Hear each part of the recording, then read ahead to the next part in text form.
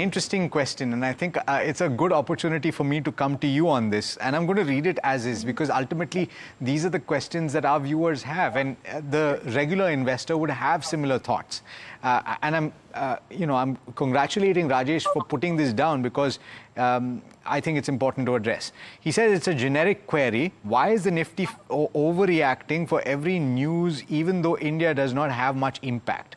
The Nifty fell almost 1% today, whereas Israel's stock market is at the year high, or at an all-time high. The petroleum minister has clearly said that we have diversified our crude imports and we have stocked up for several weeks. I don't understand. Now, this is a fair question to ask, but I do want to point out to you, Rajesh, that a move of about 0.8% on the downside for the Nifty 50 is really not too much to write home about. If anything, it's a very measured response to the global uncertainty that we're seeing. So let me go across to you, Ajit, on the charts.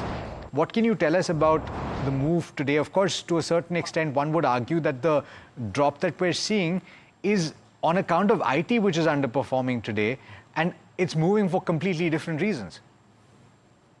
Yeah, good morning, Alex. So that's true, because if you see, Alex, the top underperformer in today's session, largely they are IT majors and some of the profit taking in the heavyweights, which were under limelight in the last trading session.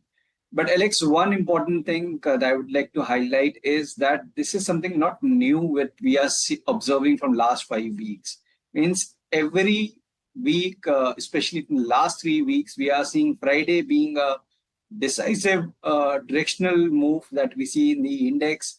And in the next following week, we said, see that move fizzle out, be it on the positive side or negative side.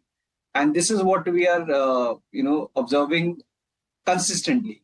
So at the same time, what you rightly mentioned is that yes, today is largely due to IT, and we are still holding up the short-term average. So broadly, if you see, the texture has not changed even after this decline, and the closing is going to be important. So let's say if we manage to close around 25,000 mark, I would rather see this as a very positive close for the market, and probably this week we can see a breakout also about 25,200, which could help the index to inch toward further highs.